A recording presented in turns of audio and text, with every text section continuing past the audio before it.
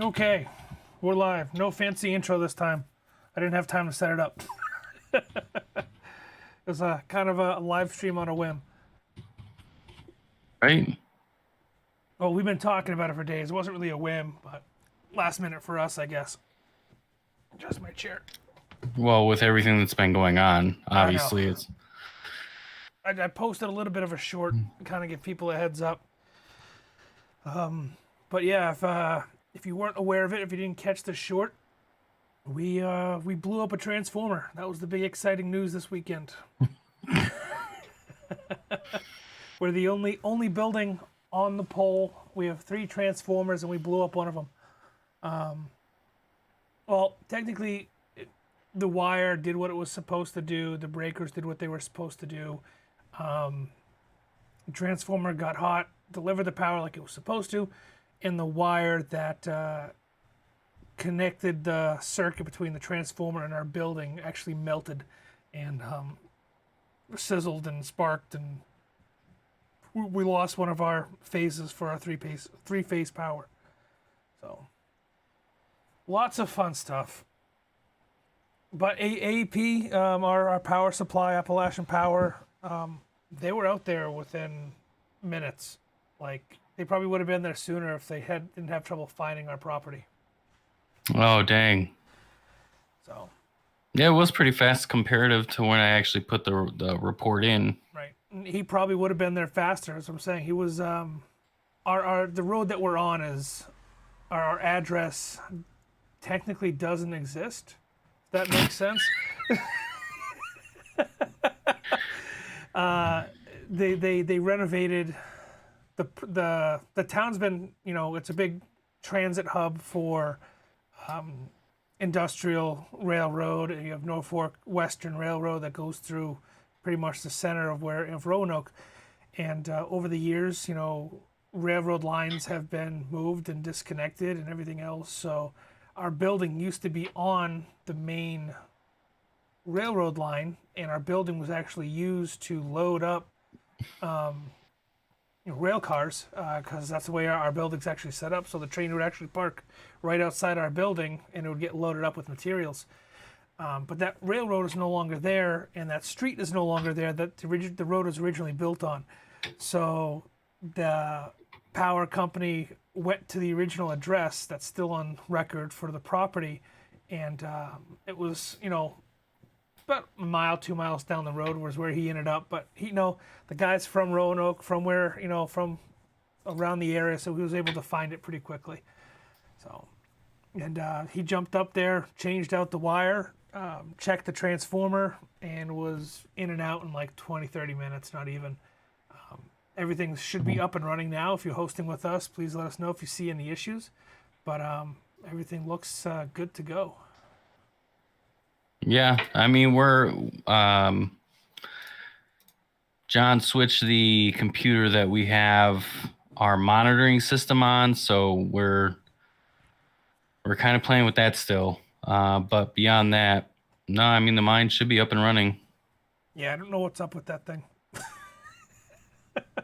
It's saying it's a CPU fan issue. I added an additional fan to it. It has, a radiator on top of the CPU to keep it cool, and it's still getting to high enough temperatures to shut the computer off, which I don't understand. I mean, it's in the 60s here. It shouldn't be an issue, even if the CPU fan wasn't working properly, which it is. I mean, Yeah. all the fans are working properly. So I don't know if it's just the pump inside that's hooked up to the closed loop CPU cooler or what, but it keeps shutting off on us, keeps hitting the threshold for power and heat and turns off. Even when I told the BIOS to ignore it. Yeah, I mean that could be a couple things. I mean the CPU could just be going bad. Older CPUs at some point they take a shit. I thought it was the Or GPU, because that was an issue before with that motherboard. So I mhm, put a 6600 in it that we had lying around just to see if it would it work. would be any different. Yeah, still nothing. So I don't know. Yeah, it's probably the CPU. Otherwise, it's the power supply. But if the power supply is running a 600, which is less power than what you had in there, because you had a 2060, right? No, my laptop is 2060. That only had a Oh, 760 in it. oh, that was a 760. What is Yeah. that? Um, it's like a no-name brand GPU that I had lying around. Oh, It was cheap. I okay. mean, they retail for like $300-400 now, but it's mainly for video processing. Oh, okay. Oh, it's one of those like, okay, I know what you're talking about. Because Uh, that was my main rig for doing all my video editing when I first started YouTube. oh, So okay. that somebody built me that computer, and put the 760 in it. It worked great, and yeah, I just thought it just old, beat up, clean it out, still nothing. I don't know.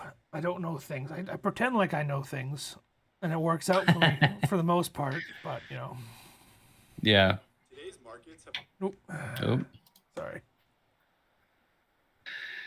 well, I mean,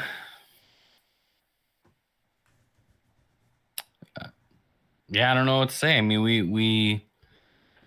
we have been going back and forth about power what this last couple weeks of, hey, we're getting to a limit, and now we were really told we have a limit. Yeah, I mean, so for anybody that's watching or hosting with us, we've talked about it before, and we'll go a little bit over it in detail later on in the live stream. But we're looking to upgrade the solar, and we're looking to upgrade our current power input from the grid. Currently, what we have in place is around 600 amps, give or take. We have two services coming into our building.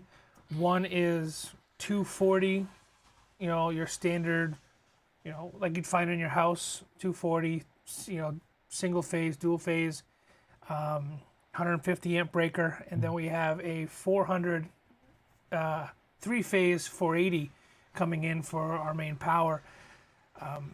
They're not tied to each other, they're completely separate. So if you do the math out, you're looking at like right around 600 amps or so of 240 power, and we're pulling 700, 800.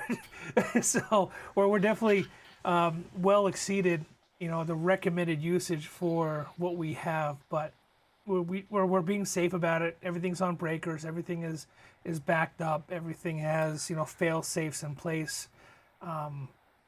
So it's just we're in the process of waiting for that service to be upgraded.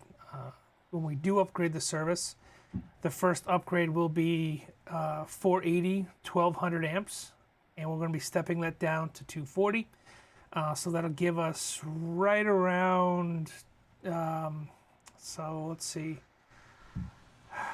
Trying to do the math in my head here. It's a little over 2,000 amps. I believe is what we're going to end up with at 240. So it'll be a 600 amp drop per build out that we do in the building. It'll allow us to spread out the machines a little bit more so they're not as congested. It will allow for better heat management and just overall cleanliness and wire management is a big thing for me. But it's a lot. It's a process. When you start up a crypto farm or you start up hosting, or even if you're doing it in your house, you don't realize a lot of these systems aren't made for continuous draw on power. No, And yeah. that's what happens. That's what happened to us. We popped the wire like it was a resistor and it melted.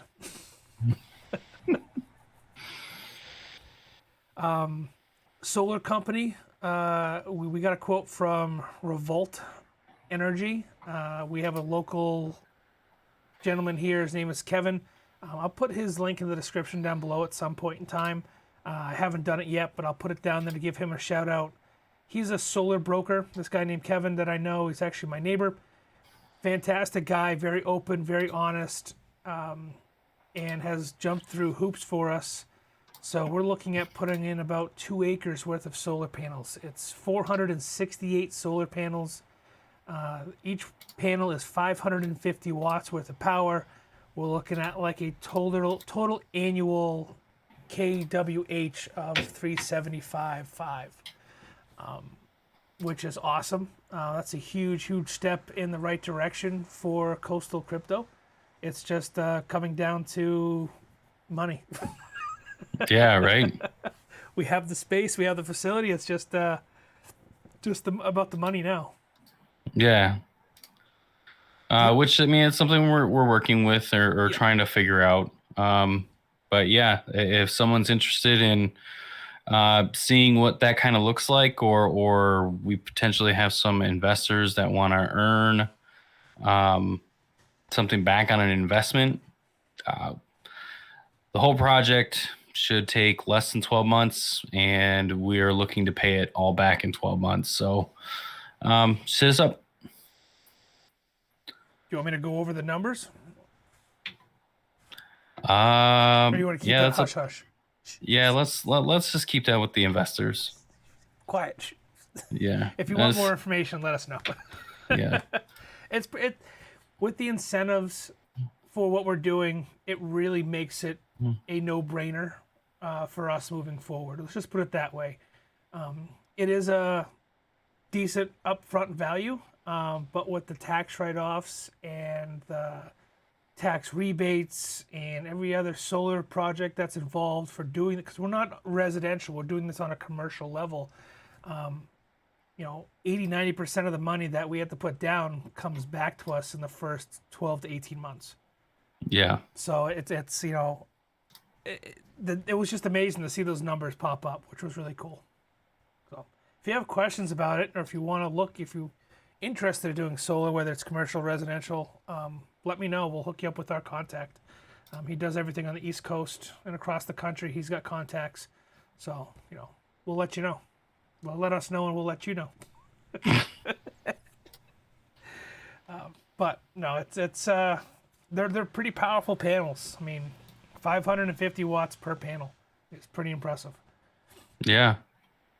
And they're bilateral or by transition. I don't know. So the light passes through it, bounces off the ground, and reflects back on the backside of the panel. So you're getting, a reading from both sides of the panel, not just one, which is really cool. Efficiency. Well, that's what we're looking for. Yes. Ronald asks if the L3 plus miners are profitable now. Maybe at 3 cents kilowatt hour, Ron. Free power, yes, they are absolutely profitable. Or we're working on it. That's why we're doing solar. We gotta be competitive. I mean, we just got ourselves listed on what was the name of that site? That was all you're doing, so. You're gonna just put me on the spot, man. That's what I do, man. I mean, we wing it. That's how we roll. That's all about hashbranch.com. Hashbranch.com basically just they list host providers. They're trying to validate legitimate host providers, and they're trying to show the differences between them when it comes to the cost and fees and all of that fun stuff. See if I can pop a link over on the chat. See if this works. Maybe, possibly.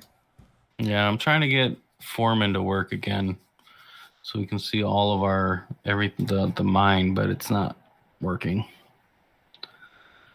We'll get there. Cool. Yeah. Let me slide this over so we can all see it real quick. So this is Hash Branch. I mean, we're listed with the big boys. As we're growing, we got obviously some no names that are in there, but we have some like Bolt Mining, Mining Syndicate.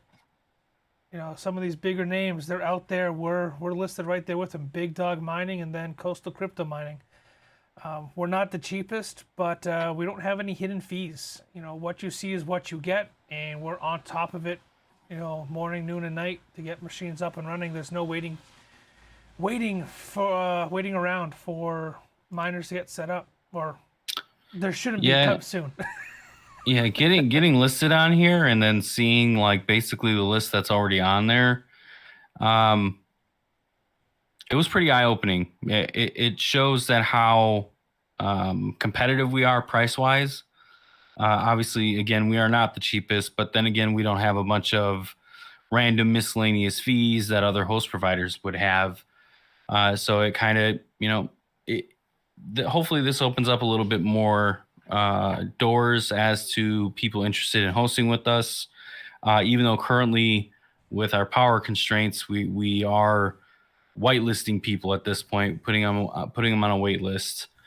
Just because of the amount of power we need to upgrade to, which hopefully with the power company having to come out today, they realize that they need to take our upgrade requests a little bit more seriously and get somebody out there ASAP. So Yeah. I mean that request has been in since beginning of September.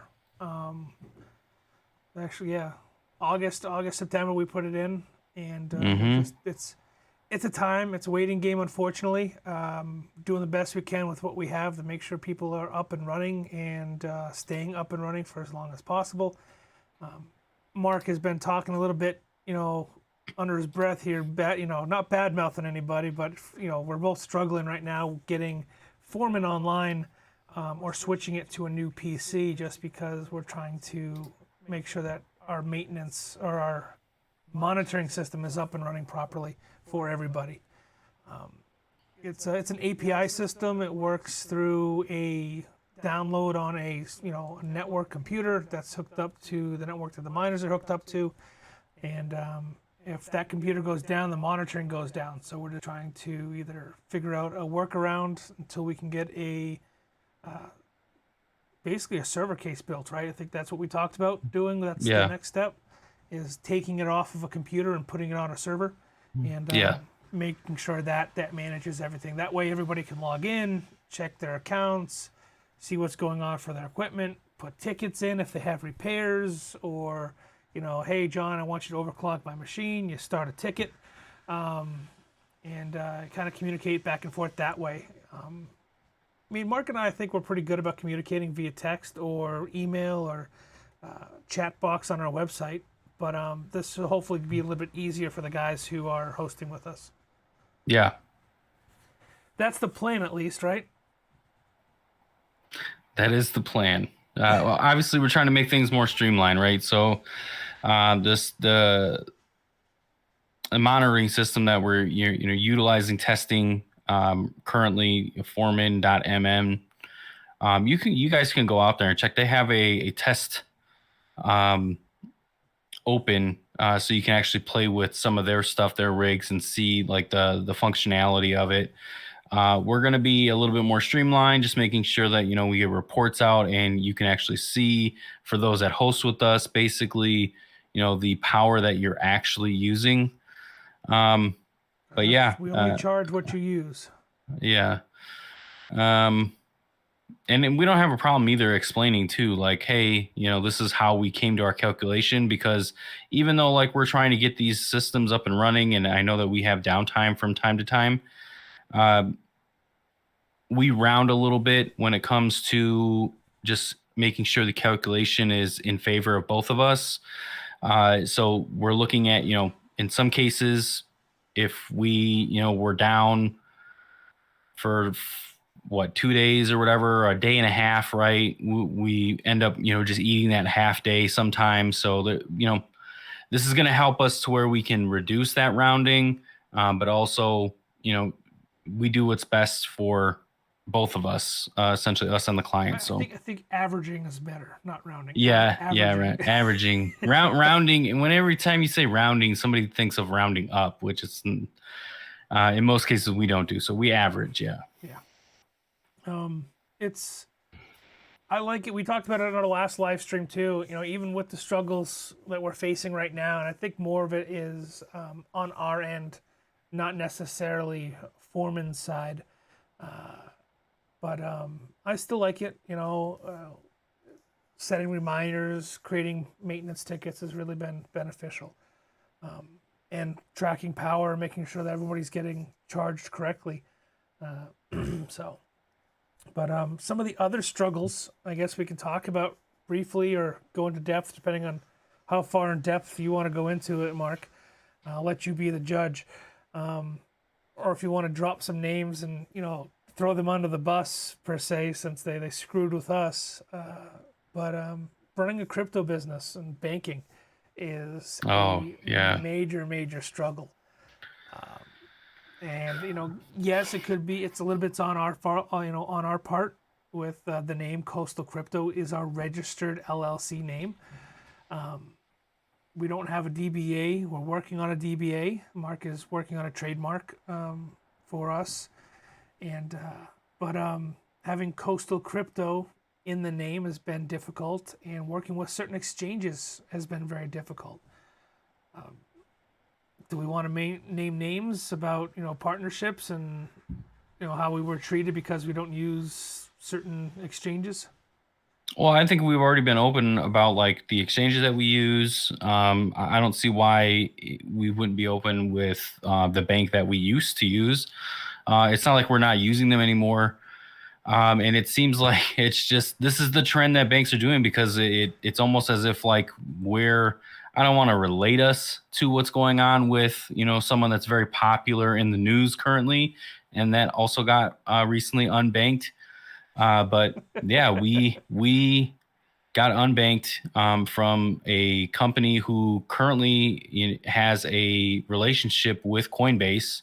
So we thought that they were crypto friendly. As soon as we decided, and we've been doing transactions, the bank itself is PNC. Those that have purchased from us know they've sent us wires through PNC and everything like that. Where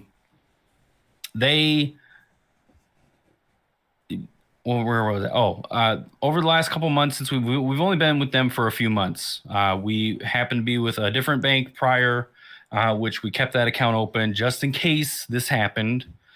Because again, you can't really trust the traditional banking system and them honoring anything that they propose that they're going to do. But basically, we had been doing normal transactions with them, paying our utilities, moving funds. Not really too much. We did, but we didn't. When it came to like actually utilizing to buy equipment with it, we finally decided that we are going to test it, or I did at least decided, okay, I'm going to test it. We need to move fast with a current order that we had, and just move the funds over to the exchange that we deal with, which is Kraken. Obviously, it's a competitor to Coinbase, which is the reason I think that all this happened. They didn't like it.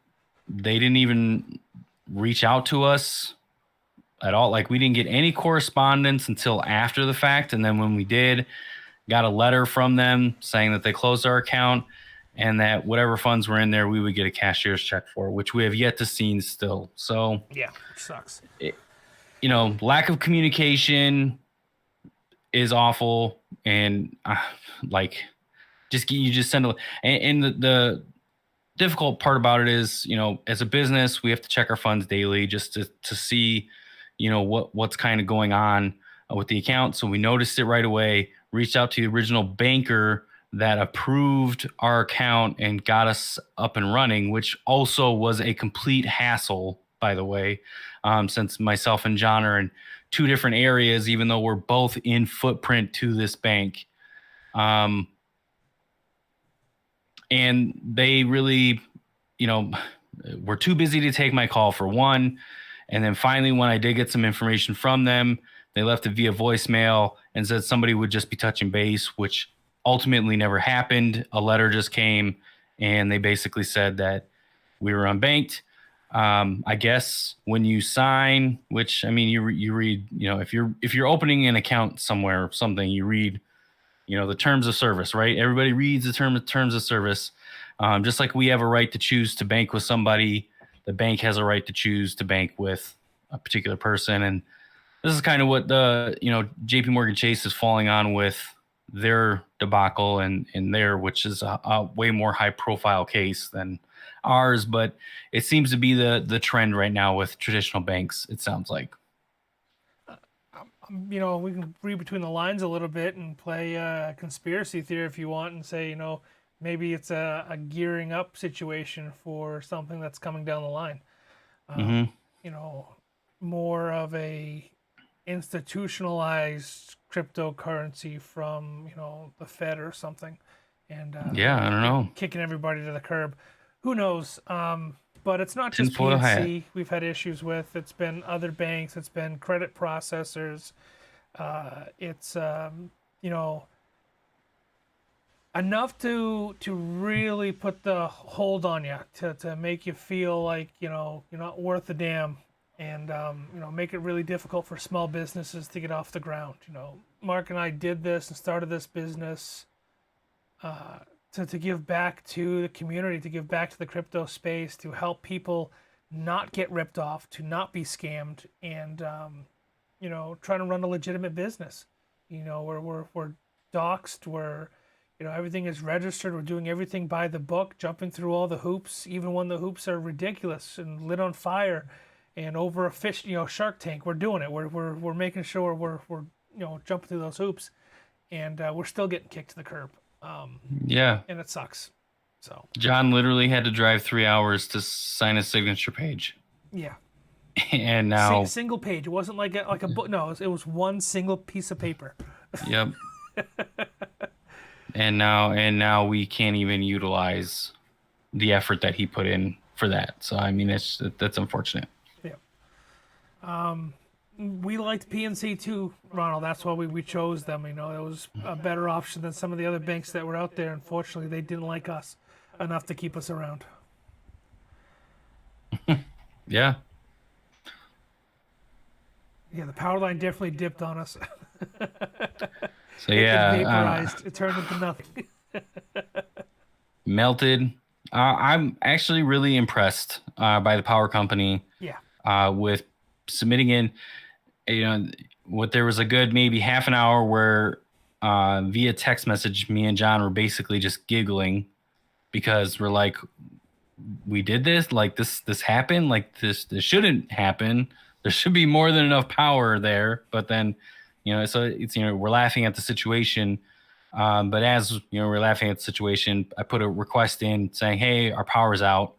Actually, you know, John, can you upload the video that you sent me? Oh, the lights. Yeah, of kind of what was going on. And then maybe we can show some pictures too of the power line. It's kind of hard to see, but you can notice like kind of what happened. If we zoom in, if John can zoom in a little bit, and then, but yeah, and this is, I put in an order saying power outage, and one of the great things that we noticed when we first moved to this location is how close we are to a lot of the supply storage. I guess I would say it's storage. It is for the power company. Like it's literally, I don't want to say like it's around the corner, but it's not far. No. I'm trying to see how I can get it. It's a larger file, unfortunately. Let me see if I can upload it to the Discord. It's over 100 megabytes. That's why. Oh, I'm just gonna create a short. I'm gonna put it on YouTube. oh, okay. Yeah, that was pretty funny when I saw that though. I called our electrician right away, Murray and Sons, Fred Murray, and you know, he called me back pretty quickly, like, "What the hell's going on? You guys got to," because it looks like a fire alarm is going off. So we had, and the reason why the lights, you'll see here in a second, the reason why the lights are doing what they're doing, is because we had LED lights installed, and they're three-phase transformer LED lights to draw as little amperage as possible. But when you lose a phase, the video uploaded oh, in Coastal Crypto on Discord for me. Quality might not be the same as you uploading to YouTube though. It's an Android iPhone thing, I'm sure. give it a. I put it on YouTube as well. Let me pull up the pictures here, I guess. So yeah, they're 3-phase lights on a transformer LEDs. So when you have a leg go down, there's still a little bit of juice left in, the lines, the transformer. So that's what's happening is it's using up the remaining bits of power that's in the system, and it looks hilarious. But let me see if I can pull up our transformers here. Slide Discord on over so everybody can see it.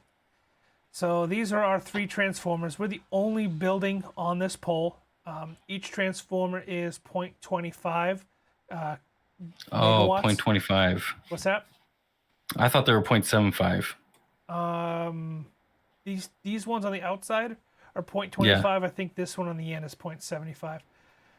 So it's 1.25 megawatts is what's there now, and we're upgrading that quite a bit. But you can kind of see it. Let me see if I got a better picture here. This little disconnect right there. So that was supposed to be attached, and the wire just basically disintegrated and melted and shut off that phase of our power. Each one of these transformers is delivering, a certain leg of that 243 phase to our building. So, when that disconnected, we lost what we had. And let's see how good Mark's quality is. Yeah, you might have to do yours. Mine is probably not that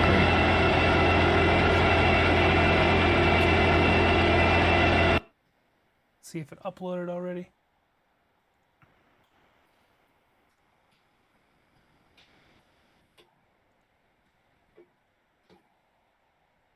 All right. I think I got it. Still not the best quality, but at least you guys can kind of see what's going on. With the miners going in the background, it's pretty hilarious.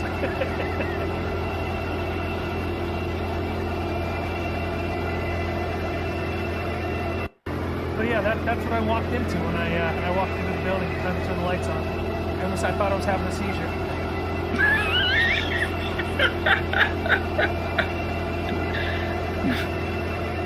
It is hilarious. Like, I can't believe that. It's just like, okay, is this a disco party? Like, what is happening? Yeah, it was pretty impressive. But I don't know what else to say. It was shocking. So. Yeah, I honestly thought that we blew one of the fuses. I was like, oh man, there has to be like one of the mains is what I'm saying. Like, we blew one of those. I was like, that's the only thing I could think of when I saw it, because I was like, oh Jesus. But no, that's fun. They were out there quick. They fixed it. They're purging. Yeah, it was interesting. I mean, because most of our power, when you lose a leg, everything suffers. Even if it's running on 2-phase, when you lose a leg, everything suffers. So like our network switch was going crazy. Luckily, I got there, powered everything off, hit the main breaker, and nothing was damaged. But we got lucky in that sense of it, where nothing was damaged, because when you lose a leg, and it's trying to find that power, but it's only getting a low voltage, it can do just as much damage as having a surge in power and having too much voltage. But a lot of stuff has protection on it. All of our panels have protection on it, so none of the equipment was damaged. Network switch looks fine, working now. Installed some new cameras. Got those up and running while I was waiting for AP to show up. But it was definitely a fun event.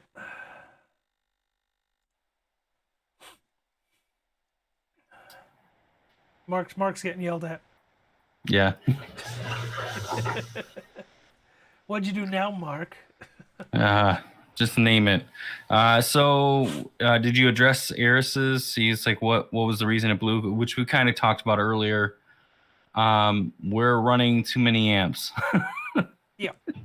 When you do this, if you're building your own farm, if you are upgrading your service to run equipment 24/7, 7 days a week, 365 days a year, you have to make sure you oversize the cables and the power. Typical power lines, typical wires in your house, whether it's Romex, whether it's a 50 amp, 30 amp circuit, whatever it is, they don't expect you to run it continuously Yeah. all the time. And that's what happened. The system that we had in place just wasn't set up to handle Well, that continuous load. It's funny. So everything from the panel to all of our machines can handle the load in which we put on them. It was from the building to the pole. Right. It's what couldn't handle the load, which I think that's what we laughed about the most, is because, you know, we put a request in for an upgrade in power, giving them a pretty close approximation of what we're gonna be using, and it's a lot. Like, we should have more than enough power for a little while, that at least could get us through the next year, and then before we need to like upgrade again or do something different. Well, we got enough power. With the way we structured it is to get us to the next bull run. Yeah, We didn't want to overdo overkill. We didn't want to undershoot it, so we shot for enough to get us for at least a year, 18 months to at least put us in that next bull run cycle. This is kind of what we did. So. Yeah, and so it's funny. You think that you have the electrical, whether it be ran through the ground or from the pole. You think that there shouldn't be any issues there, that they plan for, electrical being used, especially with a place like this that we have. It used to be a machine shop that would run heavy equipment, but that equipment wasn't being run 24/7, where ours is being run 24/7. So we're going to be hampering essentially our grid, our portion of the grid, unless we get the power company to do the upgrade that we need. Yeah. I wouldn't be surprised. I guess I wouldn't be surprised with whatever they did to fix the situation now, it happening again. You know? So he replaced the line. That line has probably been up there since, it's been up there for at least 20 years, 20 plus years, right? Yeah. In the sun. At least then. Cooking, cooking in the sun, weather, everything else, and then all of a sudden, Coastal Crypto comes along, and puts the screws to this poor little wire that's hanging down, connecting the transformers. So the way it's set up is the transformers are kind of daisy chained together, positive, negative, positive, negative. They're all attached to each other, right? And then each transformer comes into the building. Comes to a main line into the building. So, no breaker would have popped, Eris. We put so much strain and heat because when you have power and you're drawing electricity through something, the wire acts like a resistor, and that resistor, that wire, heats up. We heated that wire up so much with so much amperage draw that it melted the insulation off of it. It shorted out, and the entire wire vaporized. There was no chance for the breaker to pop. We didn't hit a transformer issue. The transformer delivered the power it needed to deliver. It was delivering what we needed to withdraw, draw. Our breakers did what they were supposed to do. They regulated the power going to our machines. The wire itself was the weak link. It could not handle the draw that we put on the system. And that's why we want to do an upgrade.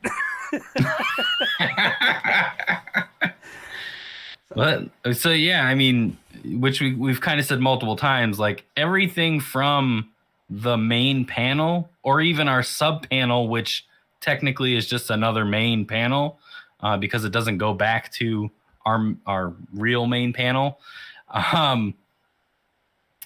Everything from there on is rated more than what we're pulling. Like, so, if we're running 100 amps on something, we have wire that can literally handle 125 amps or something along those lines. But like, I know we just recently got some basic PDUs, so we can turn a few machines on in the other area, the other breaker box that we have, and we're running 30 amp PDUs. So we're basically taking the 30 amps that's allotted to us on the PDU, and we're running it through 40 amp, 50 amp rated breaker cables, all of that fun stuff. So like everything from the box. These PDUs that Mark got from China, they're nice PDUs. They're great, but we've had to modify them a little bit, and to make them sustainable, because when we get something, we want to utilize it to its max potential. So these PDUs are rated for 125 amps, and we want to utilize all 16 or 24 plugs until we hit that 125 amps. To do that on a continuous, strenuous basis, we had to get and source it's called 2-5 or 2-5 cable, and it is no lie, almost 2 inches in diameter, the cable itself. So it's a rubber cord. Each strand of cable is at least 2 gauge inside this thick cable. It's all insulated. And that's what's powering the PDU, not even going to the panel. That's just from the PDU to our switch box, and then the switch box to the new system.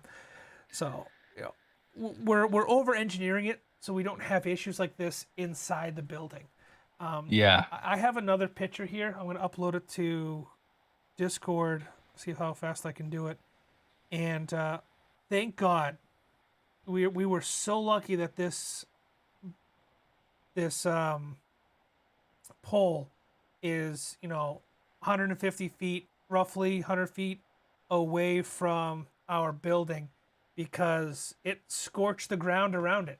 The sparks flew, and they dropped, and luckily there was no major damage to the pole, but you can definitely see where the rocks are discolored on the ground, where the sparks had fallen, and caused a little bit of fire damage. It's a nice little burn area right here, and a lot of the grass has been kind of cooked around it. So, I wish it would have killed the rest of these vines, but it killed the grass. But our whole driveway is stone, and then underneath the stone there's cracked concrete. It's just how our landlord did it. I don't know why, but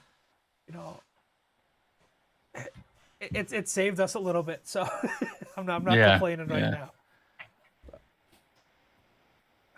Honestly, well, but the pole is a decent distance away from the building, so it's not like it's. And for those hosting, we carry insurance, things like that for situations where this could have went worse. But we're trying to document our journey and like the hiccups that we come, because this is a hiccup, right? Like we put in a request to get upgraded power, and we're still waiting for that to really get the power company to come out and actually do what we asked for. And they're working with the electric. Yeah. The guy so that came out was nice, joked with us. He's like, I definitely see why you need the power now. Like he was impressed. The guy was genuinely impressed that the transformers were still moving, still humming, and the cable itself popped. So he's like, I upgraded the cable for you, so that one shouldn't go, but I don't know about the other two. So hopefully they last until we can get our new upgraded power. Yeah. Worst case, I mean, it happens again. Hopefully it's just the cable, and this is like a similar situation where like the hobbyist, right? In which me and John we were in the hobbyist position before we started the company, and you're sitting there, you're trying to plug in rigs, you're trying to figure out, because you're doing this on a whim. You've watched some YouTube videos. Well, there is no YouTube videos of someone setting up something to scale. Like we see these big companies and they're like doing walkthroughs and things like that, but they're not we're not seeing them put in the power. None of that stuff. So it's like we're trying to document our journey And so, as a hobbyist, we're sitting here plugging in machines into the wall. The first thing you do, you burn out a 15 amp outlet because you're looking at a regular outlet for your house. And usually, especially if you get in like a newer building, they cut corners. They get the cheap shit. They don't get it. So then all of a sudden you're upgrading your outlet and you pop the breaker again. You think that you've popped a circuit, and a lot of your house is on a circuit. So you're like, okay, I got to get dedicated. I got to put something on. So now I have to install my own breaker. I got a 30 amp breaker I got to put in, which channels like Voscoin, they kind of go over that and explain hey, you need to do this, but they don't really show you the why. And it's literally popping breakers. So now what are we doing? We figure out the why right inside the building, but we don't really have too much control outside the building. And so we got to pop breakers now at this point until we can get our power upgrade. Right. And I mean, it comes down to plugs, and I think we need to, at some point in time, maybe I'll put something together. I'll do a short, or I'll put a video together to go over, proper plugs, because a 100 amp plug on continuous draw does not support 100 amps. They melt. You need twist locks. You need 200 amp, 4-wire, 5-wire plugs that are designed for continuous use. A simple, dryer outlet, plug, or a 240 voltage 100 amp plug that just pushes in, it's not rated for continuous use. Those metal heats up. Metal gets loose when it gets heated up. Plastic around the metal gets hot. It melts. It starts fires. We have seen it happen. Even though the plugs are rated for it, and we're not hitting 100 amps, we're hitting maybe 80 amps. We're using that 80% rule. We have melted 100 amp plugs at 80 amps continuous use. Yeah. They may have lasted. We've shown it in the Discord channel. There are pictures, I'm pretty sure, of our plug that was fried. If not, we've shown it to people easily. So they lasted a while. They did great, and that I think is the scariest part of it. Is it gives you the sense of security. It lasted for it lasted for 10 months, 12 months. It lasted for a while, and there was no issue. I mean, we had thermostats on the back of the plugs, monitoring the temperatures of the farm. And there was never any issue. There was never any signs of heat. There was never any, exterior signs of damage. Everything was happening internally. And it just, one day, gone. It melted. Yep. Plastic, when it comes liquid, conducts electricity, and it shorts out. And that's what happened to us. This was a plug that was rated for what we were doing. We were not exceeding the rating for that plug, and it lasted for 12 months, and just one day it decided to go.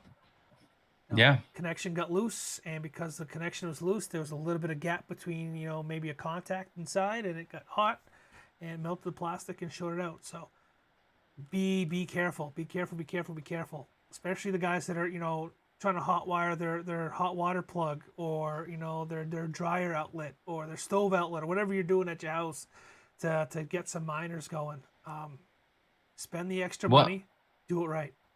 Yeah, so let's be a little bit more clearer then, right? In explaining what we're talking about with those guys that are at the house trying to use their dryer outlet. Do you want to show me your garage, Mark?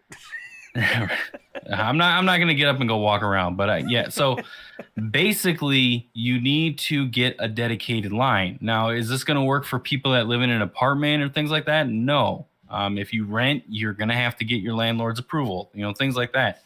But basically, you need to get a 30 amp breaker if you're going to do 30 amps, right? Or something, you're going to stay under 30 amps, I should say, which, that'll give you a good 5,000 watts to play with. That's a lot for a hobbyist miner, I feel. And you can get more, obviously. And those that, I associate with on YouTube, you can tell that they've went through this process and they've been doing it. And I'm sure that they had to redo it. But basically, you get a 30 amp breaker. And if you're having an electrician do this for you, you need to be very specific with them as to telling them details. Like, I want a 30 amp drop. installed wherever. However, I need cable that can support 40 to 50 amps from the drop Continuous draw. to continuous draw. So and they'll know what needs to be, what we need to get, what is needed wire wise if you don't. And we're not electrical experts either. No, we have but- a electrician on I don't want to say on payroll, but we have one retained, right? So like we can run these things by him, and he can either tell us like, no, you guys are dumb, don't do that, or oh, that's very creative, which is usually what we get. Or he's he'll under say contract with us. We can yeah. say that he's under contract with us, and I think that's something we should do moving forward is maybe potentially get him on, or Yeah. if you guys have any questions and you're looking to get work done electrical wise at your house, reach out to us. If I'm not an electrical expert, but I've been around electricity a lot, not just from mining, but my career before mining. And if it's something I don't know, I can always reach out to the guy that's under contract with us. We can get some answers. Yeah, and we can get you the answers quick response, so you don't get ripped off, so you don't have any damage in your house. That's all you need. Is to try to explain to the insurance company why your house burned down because you were running some miners in your garage. Especially if they're ASICs. ASICs are very high amperage machines, and they're demanding. GPUs a little bit more leeway, but reach out to us, let us know, ask the questions. We're here to help, even if you're not buying anything from us. Even if this is your first time subscribing to the channel or watching us, or you have a buddy that you think may need some help, point them in our direction. Let us help. We don't want to see anybody get hurt. We don't want to see anybody lose their house or their assets. Ask. Reach out to us. Yeah. Please. Please. We're going to have to expand your little notification in the bottom corner. Like, not electricians, not financial advisors,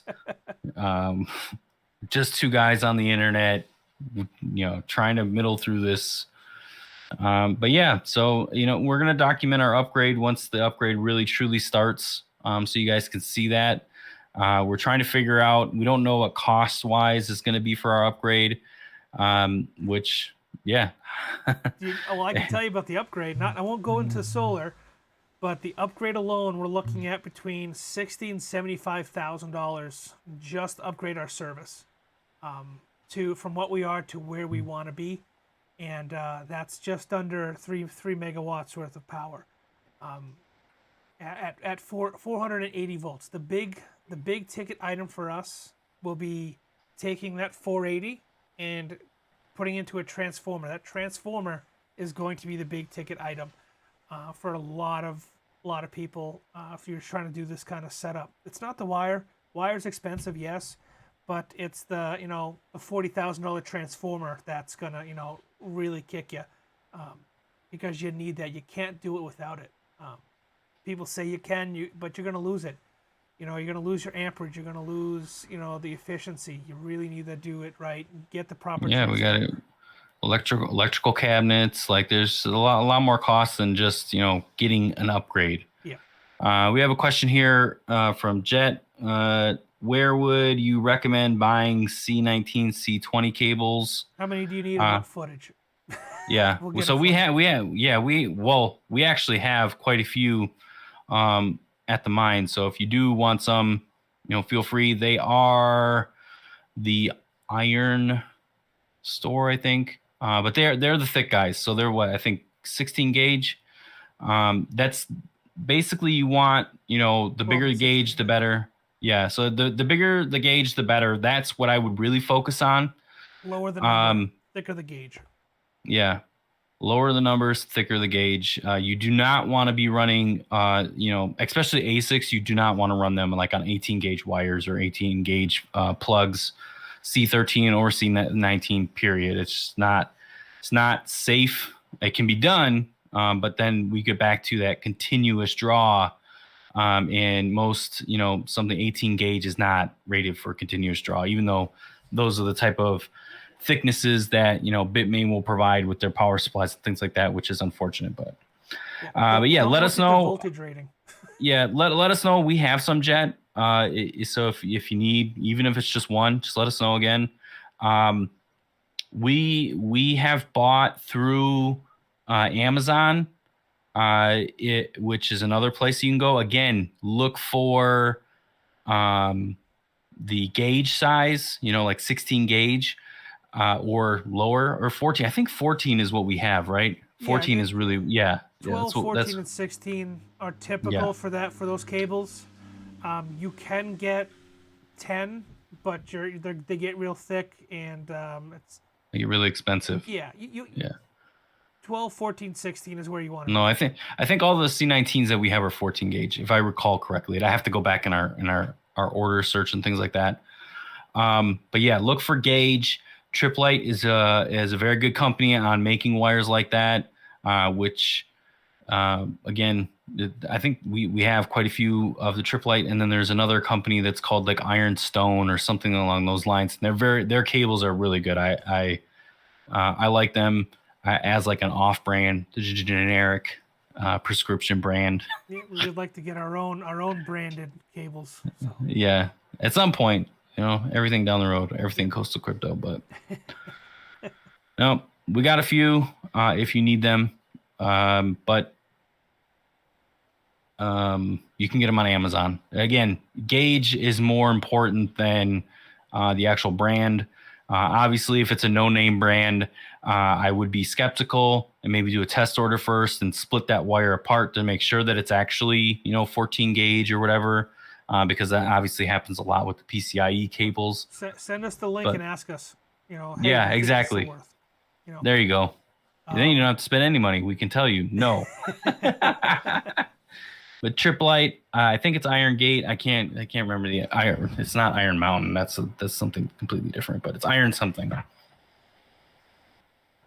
Let us know. We'll help you. Yep.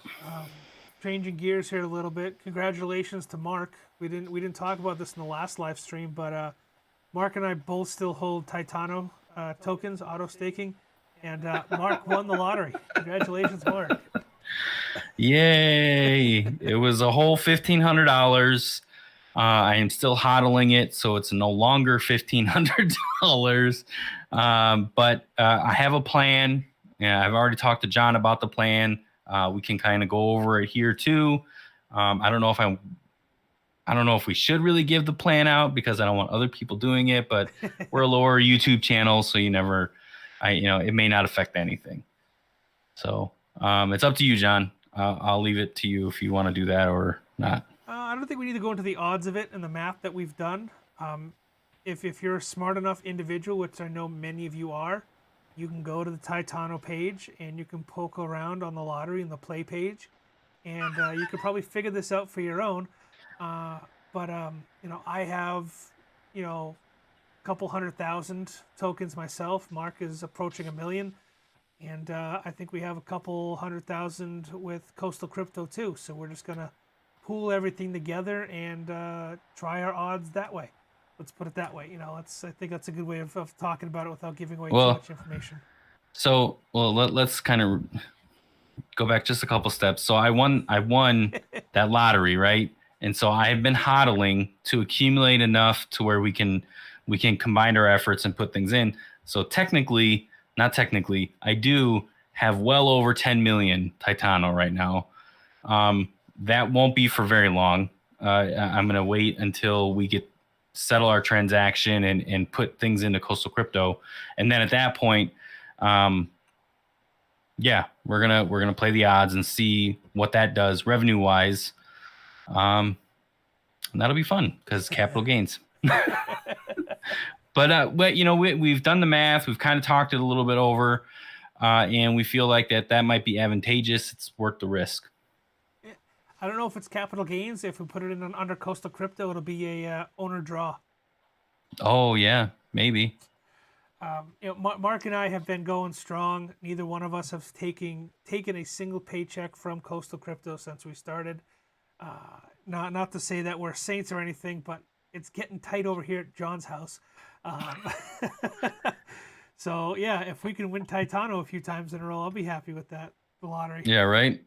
I mean, even once a month, that would really help. So we'll see. But it's been fun. I mean, I've played it a few times, never had any luck, but it was cool to actually, have Mark win, which was pretty cool. Yeah, I know.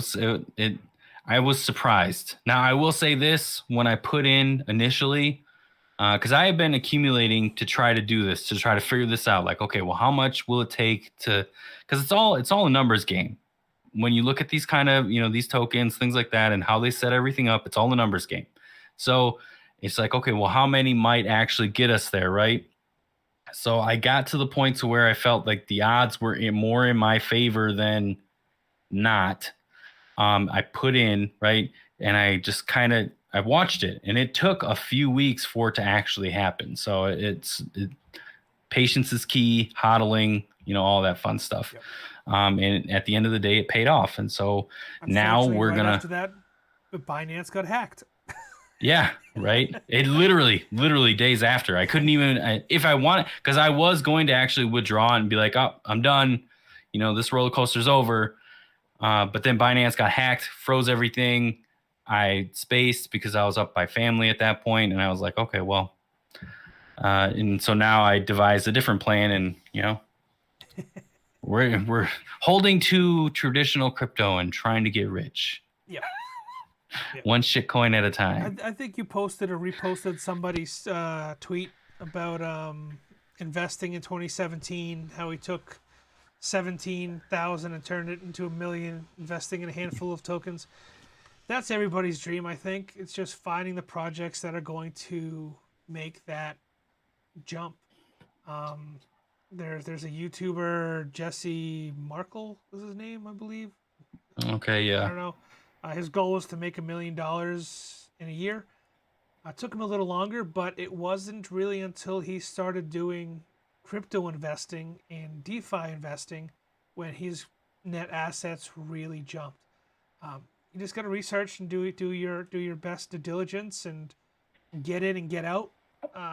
This is kind of the mentality. I think you got to play with a lot of these DeFi. So get your and then play with house money. Once you get your initial investment back, and then it doesn't matter.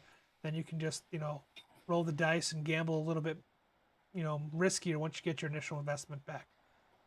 And that's kind of what Mark and I are doing. Yeah, no, that's I'm going to be taking out the winnings, and hopefully I'm going to keep enough in there to where hopefully I can personally win a little bit more down the road, and I'll just keep doing that. Obviously, Coastal Crypto now will be in it. So you're I haven't told. Dipping. I knew something was going. Yeah, no, dude, I got the dude. Now just wait, because I haven't even had this conversation with you yet. I was thinking of either hodling enough, just depending on how everything folds out. Multiple accounts? We put it onto yours, and then we're all then at that point playing the lottery with this coin. And I'm not playing with.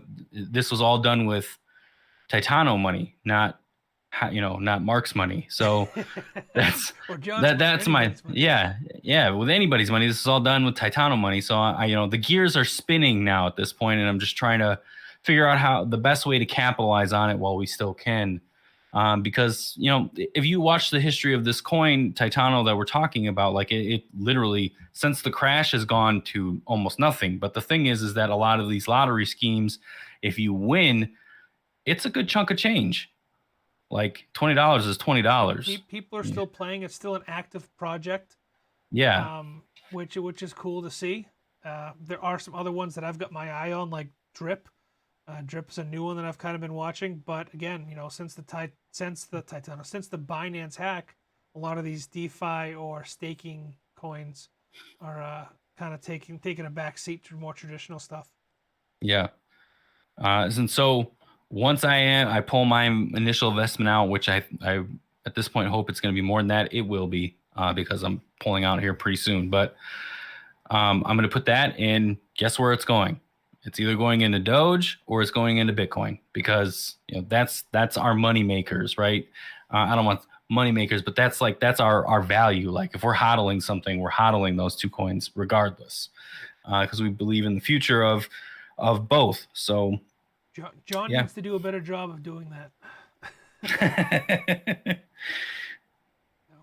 My piggy bank is getting a little empty, getting a little lonely. Yeah. But we're headlong into this drive for coastal crypto to be successful. So every spare moment, every spare penny has been going into it. I have no regrets. Yeah, hopefully, at the point when it's time to file our taxes and things like that, and we actually get official numbers, maybe I'll feel comfortable enough to where we can have a conversation, and John and myself and John can show you, okay, well, what did Coastal Crypto do? And then because we are about being transparent, and when you buy from us, you are doing a lot more than just helping us with purchases and things like that. When you host with us, we tell our host providers, like, look, here's our rate, but we got to eat too. Like, we can't do it for free, but we're also not taking nickel and diming. And now that we've been hosted on this company that helps people find host providers, it's clear, where we're at is competitive. Can we do better? Yes. And are we striving to do better? Yeah, we're trying to get solar so we can be even better than the lowest competition. And immersion. Yeah. So that's another thing. Once that's actually solidified, we will have a video about that as well. But yeah. I don't think we don't have to say names, but No. just put it out there in the universe. We have been in communication with a major immersion mining manufacturer, a company that manufactures immersion equipment. We are in some serious conversations with them, and can't wait to bring that to the table and to discuss more about it with you guys. And it's not just going to benefit us; it's going to benefit everybody that does business with Coastal Crypto. Yeah. That actually could honestly, that could take our business in a whole new direction. So one thing you got to think about, sorry for interrupting you, but one thing you got to think about is, think of think of cryptocurrency in general as like a gold rush, right? So we're back in 1870.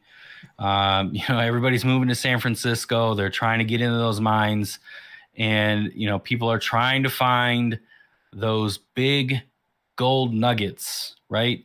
And when you look back at history, you got to look back and say, okay, well, who really profited from that? Mind you, yes, there are quite a few people that got rich by finding the gold nugget, and their family lineage has shown as such, Vanderbilt, down the road. Wells Fargo, they didn't get rich off the gold. They got rich off the industry around gold. Yeah. So the phrase is, right, or the saying is, during the gold rush, the diggers didn't get rich. It's the people who sold the pickaxe and the shovels. So think about that. And we're not trying to get rich either. We're trying to be financially free. That's really the end goal. Rich means nothing to me. It's me being able to do whatever I want when I want. Yeah, I'm not looking as much as I love nice sports cars and exotic cars. They're nice to look at, but I'll never own one. I don't want a Lamborghini. I don't want a Bugatti. I don't want any of that. Sit on the hood of my car with my tracksuit on. My Lamborghini. No, I don't want any of that. I just, like Mark said, I want to be financially free and allow my kids to experience that kind of freedom. Whether they want to go to college, whether they want to go on a trip, whether they want to, whatever they want to do, I want to say yes, and provide that kind of freedom to my kids and my nieces and nephews and the rest of my family. When somebody needs something, just be able to be there and be able to provide without, worrying about if I can keep the lights on, or if my gas is going to get turned off, or my water. I think that's more or less what Mark is talking about. That kind of freedom. It's not having to worry about the next paycheck coming in. No, yeah. Crazy shit. We're working on it. We're getting there. Lots of stuff underway. Anything else you want to cover? Do we have any questions out there? Eris is saying Uh, exciting. Yeah. yeah. I know it's a last minute live. I know we don't have a whole lot of people watching. I hope we do get quite a few views afterwards. You know, whatever. So hopefully somebody will see this secondhand and comment. If you have solar, you don't worry about having to keep the lights on at least. Yeah, the solar will at least keep the lights on. But yeah, they won't be flashing. Yeah. Uh, So, to give a little insight of that, like the way that solar will be set up, because we are a crypto mine, right? We're going to be consuming whatever the panels give. And if the panels give a little bit more, it's just going to go back to the grid versus a battery system. Because again, even if we had a battery system as a backup, they would only, if something were to happen, like let's say nuclear fallout and the skies go dark and solar is depleted completely, the machines would run for maybe an hour after all that happened. So we just had too much equipment that would just consume everything. So batteries are not an option. It's just, we're always going to be tied to the grid in some way, shape, or form until we start going off grid completely, which in that case, we're talking about hydro, gas, methane, using power plant, deals with power plants essentially in figuring out how to take their waste and make something of it, which, we are open to. Those opportunities haven't presented themselves just yet, but that, sky's the limit with cold crypto. So we'll see what happens. Yeah. I mean, we're researching everything, near and far. I think one of the cooler things that we've discussed is, taking an old military diesel generator that would pretty much run off of anything and hooking it up to run on natural gas and generating power that way. There's natural gas here in Roanoke, so or just taking the methane from a landfill that offshoots it and dumps it. So they literally just light it on fire and let it burn. That's how they dude, waste it.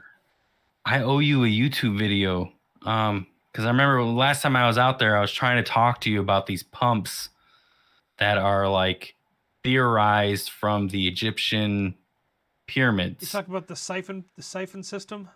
Yeah.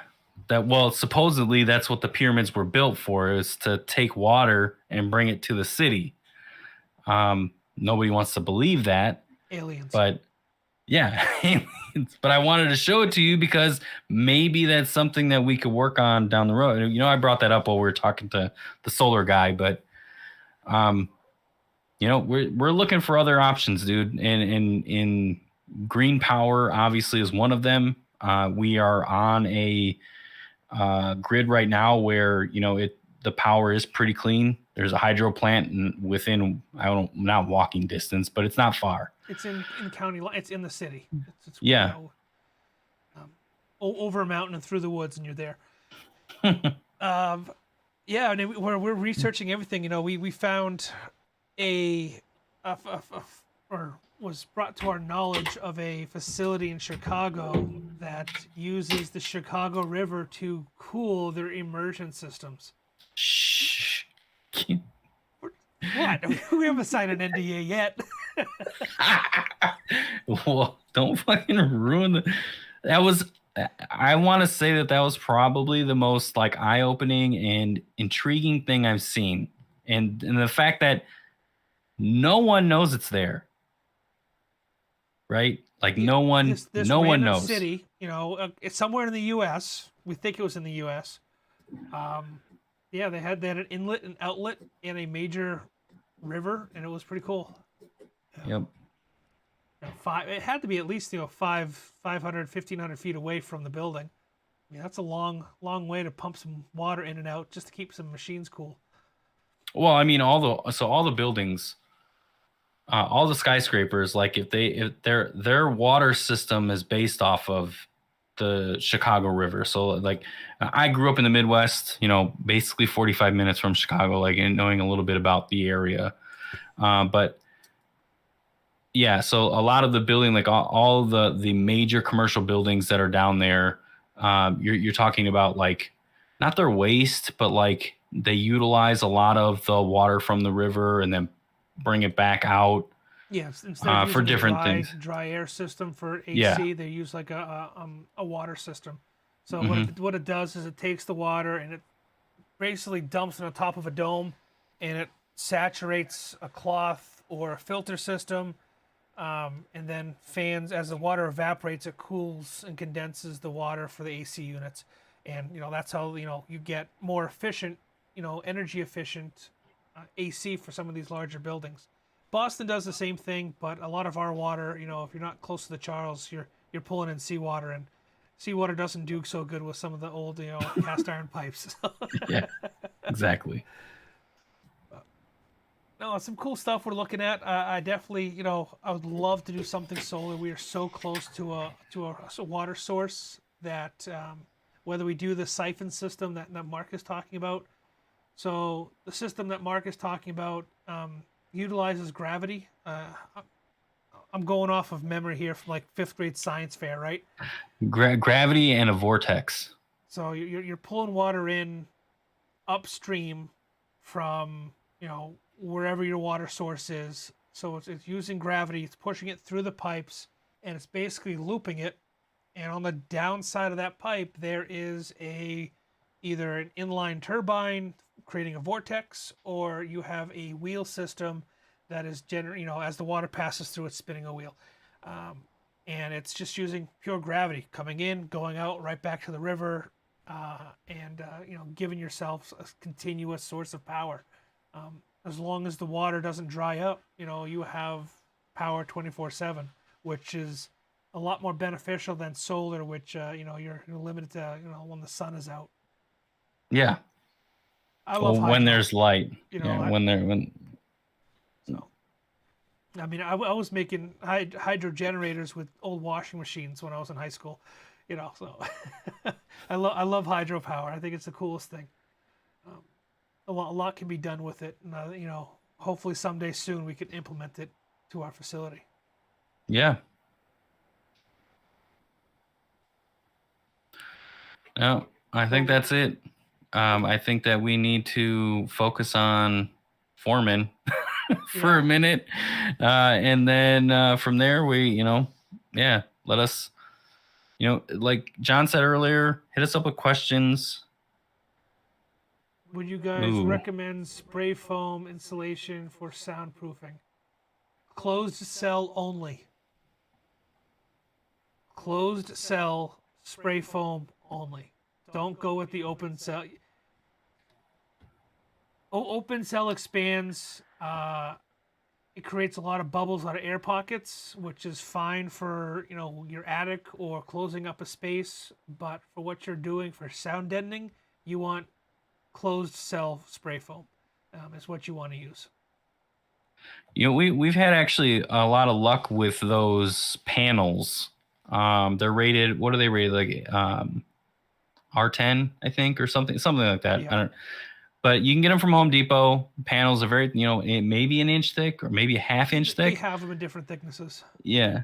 They have worked very well, and they're like, because the way that we have them set up, we have basically we've made a Connex container out of wood, and we've put this foam on one side of the miners, and the exhaust fan is on the just shooting through the foam.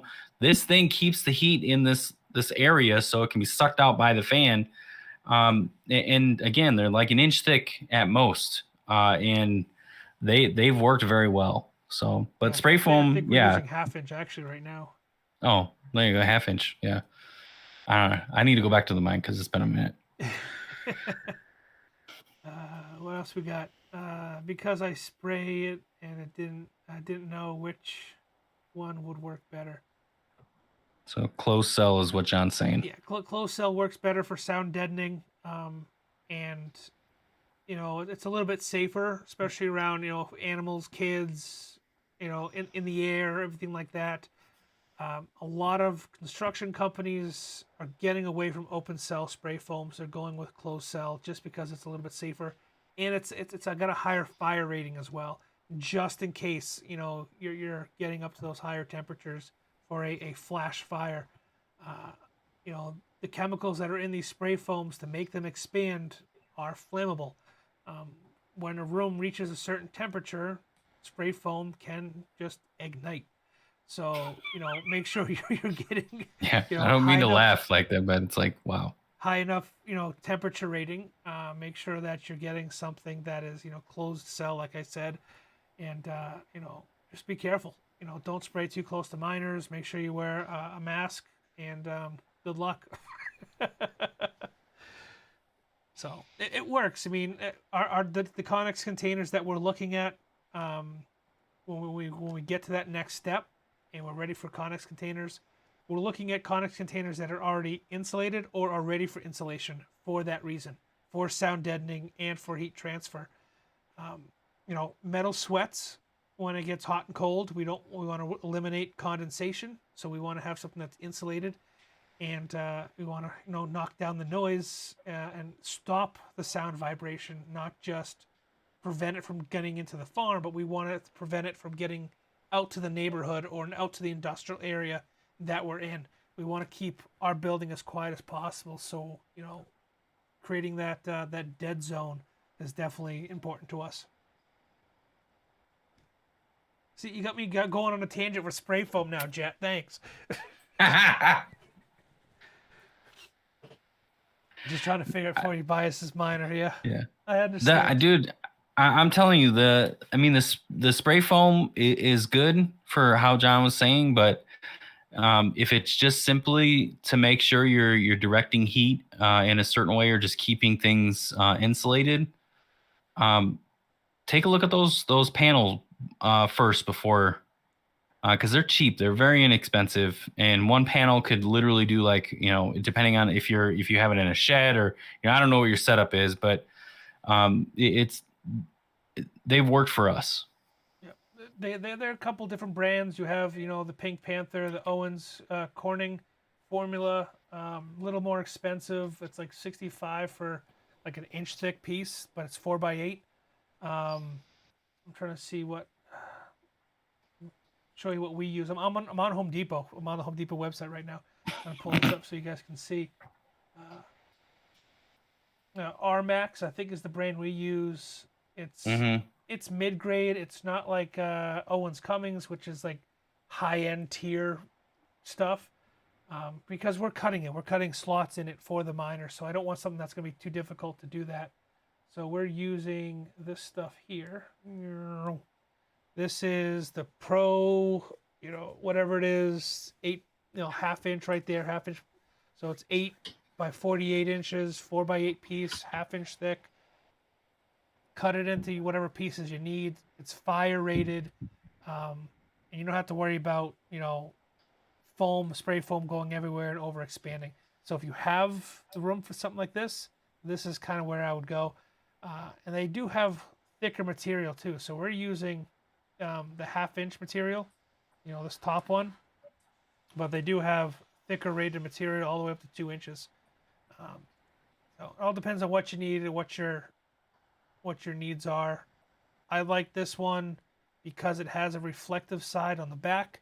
You know, the white front, and then it has the reflective side on the back of it. Some similar to this, but, you know, the Pink Panther, if you want to spend the big bucks, great stuff. And then you also have the cheap stuff, which is like styrofoam, which is the Artec. Yeah, the Artec stuff is the cheapest of the cheap, I think. So, you got a few options there if you don't want to go spray foam. You know, those are something you can do. Use that, and then you can always get the what are those foam pieces? Like, they're 10 by 10. Like the studio. You gave me a bunch of them. Oh, the sound treatment pads. Yeah. Those are for sound treatment. They are not. But basically, yeah, they're, what the hell are they called now? It's been so long since they're literally right behind me. Like, I can't see them because I have my thing on, but they're not soundproofing, but they're sound treatment pads. You know, you can get them on Amazon. a pack of them for like $20. Yeah. If you need something for sound to deflect sound, or like absorb it a little bit. So you get that foam board, and then you glue some of those things on it, and you're good to go. Yeah. But the miners do get loud. I can't remember your exact order, Jet. I'm sorry. Mark handles a lot of that while I'm stuck getting dirty at the farm. So. Jet is a huge fan of. Well, I'll let that be. I don't want to put Jet on there. don't want to put him on blast. I got you. Yeah. Yeah. ASICs get loud. We understand that. Yep. I think that's it. I think we covered everything. Working on fulfillment, working on building out our shipping portion of the company, working on solar, working on power, working on banking, working on everything. Yeah, it really seems like at this point, me and John are tackling everything 50-50, which obviously it should be like that from the get-go. But like right now, we have so much on our plate that it seems like, we've split everything right down the center. Like, hey, I'm glad you feel that way, Mark. Oh, I'm sure John doesn't. He's like, I'm stuck here at the fucking mine all the time. I No. If Mark says that and that's what he believes, I'm very happy with it because I hate doing paperwork. So Mark has been the go-to guy. I mean, he's give yourself a pat on the back, Mark. I mean, doing the trademark for our DBA because Arizona doesn't do DBAs, so we're doing a trademark. Dealing with the banks, dealing with the wires, dealing with my manic calls when I'm going. Our water line burst. There's always something. Yeah. There's always when you're not building something from the ground up, and it was important to me necessarily to buy something or get into a building that we could make our own instead of building something from the ground up. One, because it's too would have been crazy expensive, but there's so many unused amazing properties out there that I felt could be utilized or repurposed. But you have headaches, power being one of them. Another incident that we had this past week. I'll bring this will be the last thing we talk about, and then we'll cut it quits. Because this doesn't really affect any of the mining; it just affects me because I can't use the bathroom at the mine. We're on our property is a little over 2 acres, okay, and the building is smack dab in the middle almost, and it's kind of like a tapered lot, and probably about a football field and a half away is the main shutoff for our water out in the street from where our corner of our building is. And instead of doing it properly, the plumber decided to cut a hole in our main sprinkler line, and your sprinkler water and your drinking water are not mixed.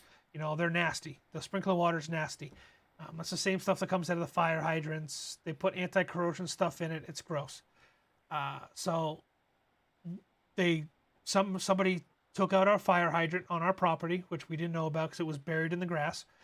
And what they did was they took our residential or our drinking water main line, cut a hole in the sprinkler line, so your drinking line is maybe 2.5 inches, and your sprinkler line or your fire hydrant line is 10 inches, 12 inches, 8 inches. Put it inside the sprinkler line, so they didn't have to dig up the yard because they're right next to each other, and ran it the entire football field and a half out to the street, popped it out, of the sprinkler line, and then into the shutoff into a manhole. So we go to hook up our sprinkler system and energize it, and we're spraying water everywhere. We're flooding everything because we have, some reason we don't know where the water's coming from. So they go to dig up to fix the crack because I think it's just a crack. No, somebody did this on purpose. This was an intentional event. So I can't use the bathroom. Until it gets very frustrating. Yeah, because we had a similar situation at our old building. So it's just it's like it's an omen. Just it follows you. Can't get it. You know, we need Yeah, water. It's not like yeah, no, our miners don't need water to run, but it would be nice to have water in the building so I could, you know, use the bathroom instead of right. having to get in my car and go to the gas station. Hey, what's up, Aaron? You know, welcome. You're a little You bit just late. We're getting ready to sign yeah, off, and now you show up. yeah. Jesus. You're gonna have to go back and watch it from the beginning, buddy. I got nothing else, Mark. Do you have anything you want to add? No. You know, we wanted to kind of, we already put this like on social media and in our Discord so you guys can see, you know, us popping uh, the main line, right? So, yeah, you know, we're documenting our journey and kind of just talking about it, and you know, hopefully we catch you guys on the next one. Yep. Again, let us know. Hit that subscribe button. Hit that notification bell. We go live at random times. We try to do it at least once a week, but it's just kind of random for us because we're building a business. So, you know, make sure you hit that subscribe button, hit that notification bell, and share the channel. Please, please, please. We just hit 2,000 subscribers. Let's keep It's the amazing. momentum going. Let's get to that next level. Let's see 25. Maybe we'll do some kind of giveaway for 25,000 subscribers, 2,500 subscribers. But let's get there. Let's keep the momentum going. Please share the content. You know, it's a very niche channel. So share it out, and you know, we're here to help if you have any questions. Take it easy, guys.